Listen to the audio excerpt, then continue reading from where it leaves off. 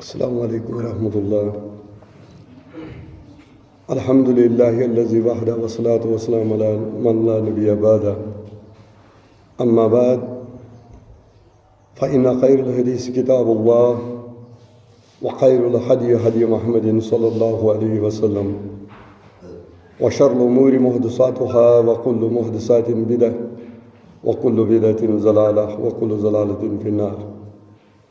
قال اللہ تبارک تعالیٰ فی کتاب الحمید وفرقان العظیم فاستعوذ باللہ السمیع العلیم من الشیطان الرجیم بسم اللہ الرحمن الرحیم. قد افلح من تزکیٰ وذکر اسم ربہ فصلی. اللہم صلی علی محمد وعلی آل محمد کما صلیت علی ابراہیم وعلی آل ابراہیم انک حمید مجید. اللہم بارک علی محمد وعلی آل محمد کما بارکت علی ابراہیم وعلی آل ابراہیم انک حمید مجید. رب اشرح لی صدری ویسر لی امری واحلل عقدۃ من لسانی یفقہوا قولی. رب زدنا علما سبحانک لا علم لنا الا ما علمتنا انک انت العلیم الحکیم. آمین یا رب العالمین. حمد و ثنا، تعریف، تسبیحات و تحمیدات مالک کل خالق کائنات وحدہ لا شریک رب کے لیے جس کا کوئی شریک نہیں. درود و سلام، درود و عظمت، درود و رحمت ہوں کائنات کے امام اعظم حضرت محمد رسول اللہ صلی اللہ علیہ وسلم کی ذات اقدس پر، جنہیں اللہ رب العالمین نے رحمت بنا کر بھیجا اور قرآن کے اندر اعلان فرمایا وما ارسلناک الا رحمت للعالمین. آج ہم پہلی شوال عید کی مبارک محفل میں بیٹھے ہوئے عید کی نماز ادا کر کے آج مسلمانوں کا انعام کا دن ہے. ان لوگوں کا انعام کا دن جنہوں نے مسلسل ایک مہینے اللہ کی خاطر خالص اللہ کے لیے روزے رکھے تو اللہ رب العالمین آج ان کو انعام دے گا. اور ہمیں یقین ہے اور عید کے دن ایک خوشی ہوتی ہے، انعام کی خوشی. جو میں نے آیت پڑھی قد افلح من تزکیٰ، کامیاب ہو گئے، فلاح پا گئے وہ لوگ جنہوں نے اپنے نفس کو پاک کیا. قد افلح من تزکیٰ وذکر اسم ربہ فصلی، اور اپنے اللہ کا ذکر کیا، نمازیں پڑھی. اور اپنے نفس کو پاک کرنے کے لیے یہ مہینہ اللہ رب العالمین نے دیا تھا.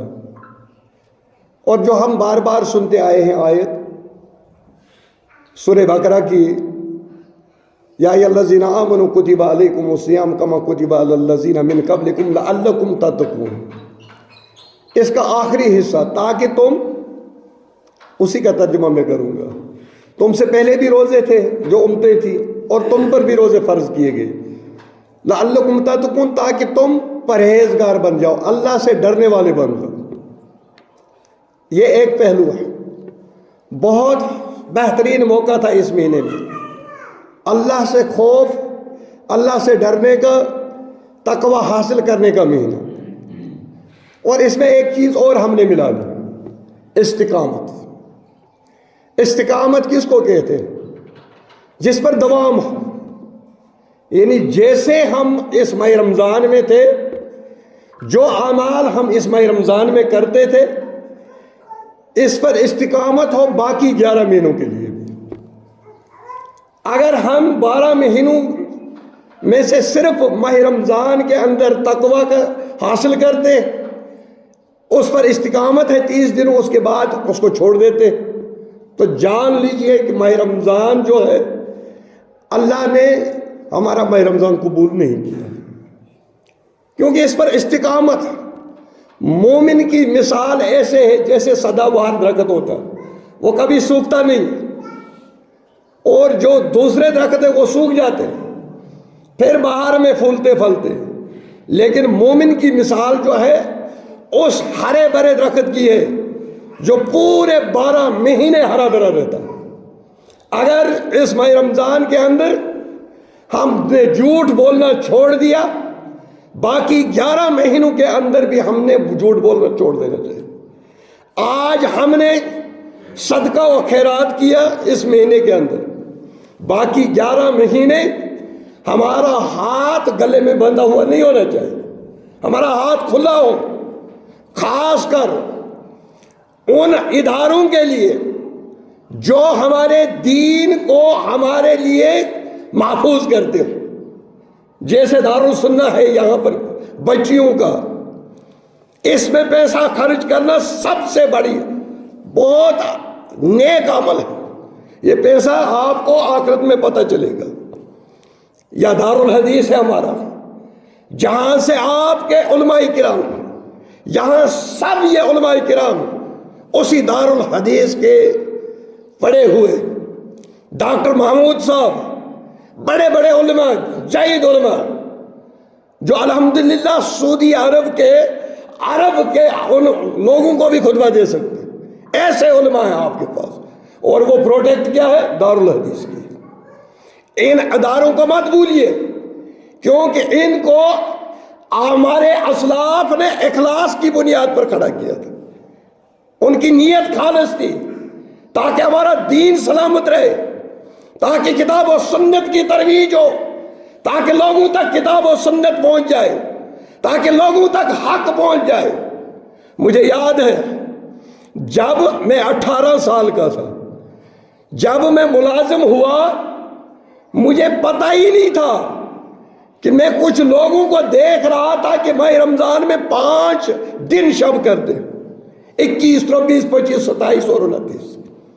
میں نے دیکھا یہ نیا ہی کچھ تھا تماشا، کیونکہ تصور ہی نہیں تھا، ذہن میں کبھی آیا ہی نہیں تھا، کسی نے ہم سے کہا ہی نہیں تھا.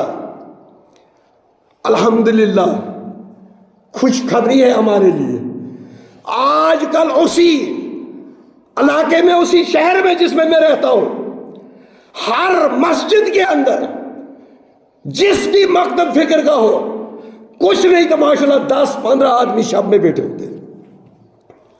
جس علاقے میں مجھے یاد ہے عورتوں کو مسجد کی طرف دیکھنا بھی منع تھا، اندر آنے کی تو بات ہی نہیں، لیکن الحمدللہ وہاں پر عورتوں کے اجتماعات ہو رہے. اور پہلا اجتماع وہاں پر عورتوں کا پتہ کس نے شروع کیا؟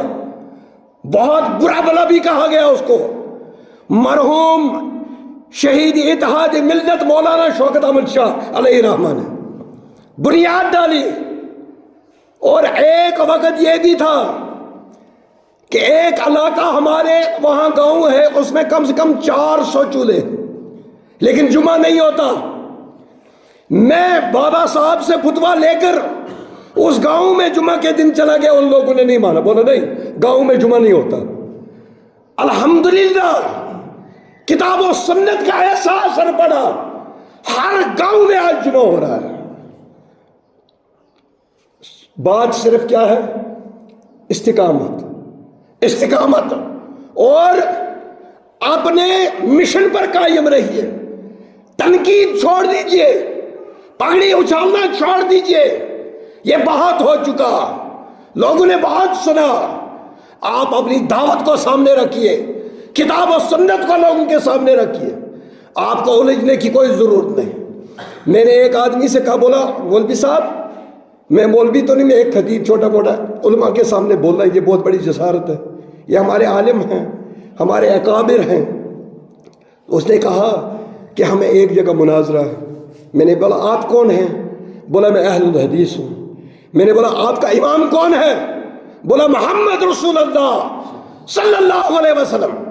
میں نے بولا تجھے کوئی شک ہے اس میں؟ بولا نہیں. میں نے بولا اگر تجھے شک نہیں، وہ مناظرہ کرے گا جس کو شک ہو. ہمیں کوئی شک نہیں، ہمارا امام اعظم حضرت محمد رسول اللہ صلی اللہ علیہ وسلم. بس نبی کا چہرہ دیکھا، نبی کی حدیث کو دیکھا، نبی کا فتویٰ دیکھا، اس کے بعد ہمیں دوسرا فتویٰ ڈھونڈنے کی ضرورت نہیں ہے. بس اسلام قرآن پاک سے شروع ہوا، با سے، بسم اللہ الرحمن الرحیم، اختتام کہاں پہ ہوا؟ ناس، با اور سین ملا دو، کیا ہو گیا؟ بس، اور الٹا کر کے کہو سب اس کے اندر ہے اور بس یہی ہے۔ اگر ہم نے اس قرآن کو، اس کتاب کو اچھی طرح سمجھا ہوتا، اس کو پڑھا ہوتا، ابو جہل کے سامنے جب محمد رسول اللہ صلی اللہ علیہ وسلم نے کلمہ کی دعوت دی، لا الہ الا اللہ محمد رسول اللہ صلی اللہ علیہ وسلم پڑھو میرے چچا، اس نے کیا کہا؟ بولا میں نہیں پڑھوں گا۔ کیوں نہیں پڑھا؟ وہ سمجھتا تھا، لیکن ہم نے کلمہ پڑھا لیکن ہم اس کا مطلب پتہ ہی نہیں، ہم جانتے ہی نہیں۔ آپ دیکھ لیجئے محمد رسول اللہ صلی اللہ علیہ وسلم کی کوئی بھی حدیث کی کتاب اٹھا لو، بخاری اٹھا لو، مسلم، ابو داؤد، ترمذی، نسائی، جتنی بھی حدیث کی کتاب ہے اس میں باب باندھا ہوا محمد رسول اللہ صلی اللہ علیہ وسلم عید، باب و عیدین، عید الفطر کیسے ادا کرتے تھے۔ سب سے پہلا کام محمد رسول اللہ صلی اللہ علیہ وسلم کا تھا عید کی نماز پڑھانا۔ عید کی نماز پڑھانے کے بعد خطبہ ہوتا تھا، اور بیان کرتے ہیں راوی کہ محمد رسول اللہ صلی اللہ علیہ وسلم، اس وقت یہ انتظام نہیں تھا نا، خواتین بھی آتی تھی، عورتوں کو بلایا محمد رسول اللہ صلی اللہ علیہ وسلم نے، بلا اگر حیض بھی ہو، حیض میں ہماری ماں بیٹی بہن حیض میں وہ نماز نہیں پڑھے گی، لیکن محمد رسول اللہ صلی اللہ علیہ وسلم نے فرمایا وہ عیدگاہ میں سائیڈ پر کھڑا رہ کر مسلمانوں کی دعاؤں میں شامل ہو جائے۔ ہم نے اتنا بڑا اور سب سے اصلاح معاشرہ کا بہت بڑا حصہ ہم نے دین سے اس کو محروم کر دیا، ہم نے اس کو مسجدوں سے نکال دیا۔ چندہ جانے کے لیے تو اس کے پاس جاتے ہیں، عورتوں کے پاس چندہ دے دو مسجد۔ میں نے ایک دن میں نے بولا بہن آپ اس کو کہو مولوی صاحب اگر مجھے مسجد میں جانے کی اجازت نہیں تو چندہ کیوں دوں میں؟ نماز آپ پڑھو اور چندہ میں دوں، میں کیوں دوں؟ یہ میں ایک جگہ پر ڈیوٹی پر تعینات تھا، ایک عورت آئی، زیارت پر تھے، ادھر جامع مسجد بھی تھی، بولا مولوی صاحب آپ اپنے کمرے میں ہمیں نماز پڑھنے دو۔ میں نے بولا کیوں؟ بولا اور کہاں جاؤں میں، ادھر باہر تو پڑھ نہیں سکتی۔ میں نے بولا میری بہن آپ جاؤ مسجد میں نماز پڑھو۔ بولا نہیں اگر دیکھ لیا کسی نے۔ میں نے بولا میں کھڑا ہو جاؤں گا یہاں، میری جان چلی جائے گی لیکن آپ کو آنچ نہیں آنے دوں گا، جاؤ پڑھو نماز۔ اس کو میں نے مسجد میں نماز پڑھائی۔ بہت باتیں ہوئی، اور یہ باتیں کرنے والے کرتے رہتے ہیں، بولنے والے بولتے رہتے ہیں۔ آپ کتاب و سنت کی ترویج کیجئے، آپ کتاب و سنت کی دعوت دیجئے، بغیر کسی کی پگڑی اچھالے۔ پگڑی اچھالنا اچھی بات نہیں۔ مولانا شوکت احمد شاہ رحمۃ اللہ علیہ کہتے تھے کہ جب آپ کو جانوروں کو مانوس کرنا ہو، جب ان کو کچھ چونک ڈالو گے تو آپ ایک دم پتھر مارتے ہو تو وہ بھاگ جاتے ہیں، ایسا ہی ہے نا۔ بولا نہیں، ان کو عادت بناؤ۔ عادت کس سے بنے گی؟ آپ کے پاس وہ دعوت ہے جس کا توڑ رد کوئی نہیں کر سکتا۔ رب کعبہ کی قسم جب محمد رسول اللہ صلی اللہ علیہ وسلم کی بات آپ سامنے رکھو گے، لوگ گونگے ہو جائیں گے، کچھ نہیں بول سکتے۔ آپ کے پاس پاور ہے، آپ کے پاس محمد رسول اللہ صلی اللہ علیہ وسلم کا فتویٰ ہے۔ آپ کو امام، آپ کو مناظرہ کرنے کی ضرورت نہیں، مناظرہ کرنے کی ضرورت اس کو پڑتی ہے جس کو شک ہو۔ ہمیں کوئی شک نہیں، ہمیں محمد رسول اللہ صلی اللہ علیہ وسلم کی حدیث پر اتنا یقین ہے جس طرح سے مجھے یہ یقین ہے کہ مجھے ایک دن مرنا ہے، اس طرح کا یقین ہے۔ مرنے سے کوئی انکار نہیں کرتا ہے، میں مرنے میں کچھ کو شک نہیں میں بچ جاؤں گا، میں جیوں گا، میں مرنا ہی نہیں ہے۔ ہر ایک نے مرنا، چاہے دہریہ ہو اس کو بھی مرنا ہے۔ جس طرح سے اپنی مرنے پر مجھے یقین، اس طرح سے محمد رسول اللہ صلی اللہ علیہ وسلم کی حدیثوں پر یقین۔ تو محمد رسول اللہ صلی اللہ علیہ وسلم عورتوں کے کہتے ہیں کہ عیدگاہ میں ان کو بلاؤ تاکہ مسلمانوں کی دعاؤں میں وہ شامل ہو جائیں، لیکن ہم نے اس کو دور کر دیا۔ ہم نے معاشرے کا ایک بہت بڑا حصہ دین سے غافل کر دیا۔ میرے بھائی، نبی کریم صلی اللہ علیہ وسلم بیان کرتے ہیں حضرت بلال جولی پھیلا کر جاتے تھے چندہ جمع کرنے کے لیے، تو محمد رسول اللہ صلی اللہ علیہ وسلم پہلے مردوں میں خطبہ دیتے تھے، اس کے بعد عورتوں میں بھی خطبہ دیتے، ان کو نصیحت کرتے تھے، اے عورتوں فرشتوں کی جماعت، میں نے سب سے زیادہ آپ کو جہنم میں دیکھا، اس لیے اپنے آپ کو بچاؤ، جہنم کی آگ سے بچاؤ۔ یا رسول اللہ صلی اللہ علیہ وسلم، ہم نماز بھی پڑھتے ہیں، سب کچھ کرتے ہیں، پھر ایسا کیوں؟ بتایا نہیں، آپ ناشکری کرتی ہو اپنے گھر والے کا۔ 29 دن آپ اپنی گھر والی کو خوش رکھو، ہر چیز لا کر دے دو، اگر 30ویں دن کچھ تھوڑا سا ہو گیا تو وہ بولتی ہے میں نے آپ سے کچھ نہیں دیکھا، یہ ناشکری ہے۔ کیوں؟ یہ عورت کبھی بھی ناشکری نہیں ہو سکتی ہے، کیونکہ اس کا دل بہت نرم ہے۔ جب اس کو نبی کی بات بتائی جائے گی اس کا دل ایک دم پگھل جاتا ہے۔ مرد سے مقابلے میں عورت کا دل نرم ہے، یہ اس لیے ناشکری ہے۔ کیوں؟ کیونکہ ہم نے اس کو دین کی تربیت نہیں کی۔ یہی ہمارے بچوں کی دین کی تربیت کر سے، یہی پہلی درسگاہ ہے، یہی پہلی یونیورسٹی ہے جہاں سے ہمارے بچوں کی پرورش ہوگی اور تربیت ہوگی۔ اگر یہ صحیح ہوگی 4 لوگ جہنم میں جانے سے بچ جائیں گے، 4 لوگ، اور 4 لوگ جہنم میں جانے کے بجائے کہاں جائیں گے؟ جنت میں جائیں گے۔ اگر خدا نخواستہ اس عورت کی تربیت نہیں ہوئی 4 لوگ جہنم میں جائیں گے۔ کون؟ پہلے اس کا باپ، وہ جنت میں جانا چاہے گا، بولا میں بیٹی ہوں اس نے مجھے بتایا ہی نہیں، بڑا بیٹا اس کو جنت میں جانے سے روکے گی۔ پھر اس کے بعد اپنے بھائی کو، بڑے بھائی کو، اس کو جنت میں جانے سے روکے گی۔ اس کے بعد اپنے گھر والے کو، اس کو بھی جنت میں نہیں جانے دے گی۔ اور اگر ہم نے اس کی تربیت کر دی 4 لوگ فائدے میں ہیں، 4 لوگ جنت میں جائیں گے۔ اور یہی پیغام ہے اس ماہ رمضان کا، لعلکم تتقون، تاکہ تم متقی ہو جاؤ، پرہیزگار ہو جاؤ۔ اور پرہیزگار ہونے کے ساتھ ساتھ اس میں استقامت ہے، اس میں استقامت اختیار کیجئے۔ صرف ماہ رمضان میں کچھ لوگ ایسے ہوتے ہیں، ماہ رمضان میں دکھائی دیے اب پھر غائب ہو جائیں گے۔ پرسوں کسی نے سوشل میڈیا پر پوسٹ چڑھایا تھا کہ 2 آدمی گم ہوئے، وہ شاید ماہ رمضان میں مل گئے، ہمیں ماہ رمضان کی پہلے دن ہمیں مل گئے۔ یہ ہنسنے والی بات بھی ہے اور رونے والی بات بھی ہے۔ ہم آج کے دن نماز پڑھ کے ایک بعد کچھ لوگ غائب ہو جائیں گے، اگلے رمضان میں آئیں گے، اور اگلے رمضان میں پہلا اٹیک ان کا ہوگا 8 ہے کہ 20 ہے، پہلی بات یہی ہوگی۔ کیوں؟ ان کو پتہ ہی نہیں باقی 11 مہینے تھے ہی نہیں ہوا۔ اس لیے میرے بھائی، کسی کی پگڑی اچھالے کے بغیر، کیونکہ اللہ رب العالمین ایک ایک کو انڈیویجول پوچھے گا، ہر ایک سے سوال ہوگا، ہر ایک سے پوچھا جائے گا۔ اور میرا سوال میرے بیٹے سے نہیں ہوگا، بیٹے کے سوال مجھ سے نہیں ہوگا۔ اس لیے اس وقت کے لیے ہم نے تیار ہونا، کیونکہ اللہ کے سامنے پیش ہونا۔ اور اللہ نے یہ پوچھ دیا مسلمانوں، میں نے محمد رسول اللہ صلی اللہ علیہ وسلم کے ذریعے سے جو تمہیں دین بھیجا تھا، تم لوگوں نے اس کے ٹکڑے کیوں بنائے، اس کے حصے کیوں بنائے، اس پر مناظرے کرتے رہے۔ اللہ کی قسم، رب کعبہ کی قسم، غیر مسلم ہنستے ہیں جب سوشل میڈیا پر دیکھتے ہو، نہیں بکواس، یہ میں اس کو بکواس مانتا ہوں۔ سوشل میڈیا کو اور اچھے چیزوں کے لیے استعمال کیجئے، مت کیجئے کمیٹیں کسی پر، مت تانے دیجئے۔ اور خوشخبری، یہ سب سے بڑی خوشخبری نہیں ہے کہ 5 شب ہر مسجد میں ہو رہے ہیں، سنت کی پیروی ہو رہی ہے، گاؤں میں جمعہ ہو رہا ہے۔ کس کی وجہ سے؟ کتاب و سنت کی برکت سے، کتاب و سنت کی برکت سے یہ چیزیں ہو رہی ہیں۔ یہ ہمارے لیے بہت بڑا انعام ہے، اور اسی لیے ہمیں تانا بھی ملتا ہے، کبھی وہابی بولتے ہیں، کبھی گستاخ بولتے ہیں، لیکن اے اللہ تو جانتا ہے ہم کتاب و سنت کو ماننے والے ہیں۔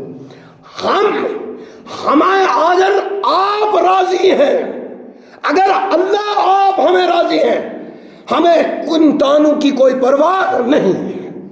اللہ رب العالمین سے دعا کرتے ہیں، اے اللہ ہمارے روزے قبول فرما، ہماری تلاوت قبول فرما، ہماری نمازیں قبول فرما، ہماری تراویحیں قبول فرما۔ اے اللہ جو لغزشیں ہوئی اس ماہ رمضان میں، ہم بشر ہیں، ہم کمزور ہیں، ہم اوپر سے نیچے تک، پاؤں سے سر تک پورے گناہوں سے بھرے ہوئے، اے اللہ ہمارے گناہوں کو برف سے دھو لے، اولو سے دھو لے، بارش سے دھو لے، پانی سے دھو لے۔ اے اللہ ہمارے گناہوں کو معاف فرما، ہمارے گناہوں کو معاف فرما، ہمارے روزے قبول فرما۔ اے اللہ جو ہم نے روزے رکھے، نمازیں پڑھی ہیں، ہم تو نبی کریم صلی اللہ علیہ وسلم ان کی نقل کر دے۔ اے اللہ اصل میں بدلنے والے، اس کو اصل میں بدل دے، ہماری نمازوں کو اصلی نمازیں بنا۔ اے اللہ ہمیں متقی اور پرہیزگار بنا۔ اے اللہ ہمیں استقامت عطا فرما۔ اے اللہ ہماری نمازوں کو اپنے بارگاہ میں قبول فرما، ہماری تلاوت کو اپنے بارگاہ میں قبول فرما۔ اے اللہ جو بے اولاد جوڑے، اے اللہ اولاد صالحہ عطا فرما، اولاد نرینہ عطا فرما۔ اے اللہ جو قبروں میں چلے گئے، ہمارے عزیز اقارب مشائخ، ہمارے اکابر جو قبروں میں چلے گئے ہیں، اے اللہ ان کو کروٹ کروٹ جنت نصیب فرما، ہمارے والدین کو کروٹ کروٹ جنت نصیب فرما، اور جن کے زندہ ہیں اللہ انہیں ہدایت فرما۔ اے اللہ انہیں ہدایت فرما، ہمارے نوجوانوں کو ہدایت فرما، ہمارے بزرگوں کو ہدایت فرما، ہماری بہو بیٹیوں کو ہدایت فرما۔ اے اللہ جو مسلمان اس وقت پریشان جہاں پر بھی ہے، جس جگہ پر بھی ہے، اے اللہ ہماری پریشانی دور فرما۔ اے اللہ ہم تیرے دروازے کے سوا کسی کا دروازہ نہیں جانتے، اے اللہ تیرا دروازہ جانتے، اس لیے ہمیں تانے ملتے ہیں۔ اللہ تیرا دروازہ ہم مرتے دم تک نہیں چھوڑ سکتے۔ یہ وہ دروازہ ہے جس دروازے سے یوسف نے مانگا اور جیل سے جا کر بادشاہت کی کرسی پر بٹھا دیا۔ یہ وہ دروازہ ہے جہاں سے حضرت موسیٰ نے ندا دی، اللہ رب العالمین نے سمندر کے 2 حصے کر دیے۔ یہ وہ دروازہ ہے جہاں سے حضرت ابراہیم خلیل اللہ نے مانگا، آج سے اللہ نے محفوظ کر دیا۔ اے اللہ تیرے دروازے کے سوا ہم کسی دروازے کو نہیں جانتے، تیرے ہی دروازے پر تجھی سے مانگتے ہیں، تو ہی ہمارا مشکل کشا، تو ہی ہمارا حاجت روا۔ اے اللہ ہماری مشکلیں آسان فرما، ہماری حاجت روا فرما۔ اے اللہ ہمیں ہدایت فرما، ہمارے نوجوانوں کو ہدایت فرما، بزرگوں کو ہدایت فرما۔ اے اللہ جو اسپتالوں کے اندر بیمار شفائی کاملہ عطا فرما، گھروں کے اندر بیمار شفائی کاملہ عطا فرما۔ وآخر دعوانا الحمدللہ رب العالمین، والسلام علیکم ورحمۃ اللہ۔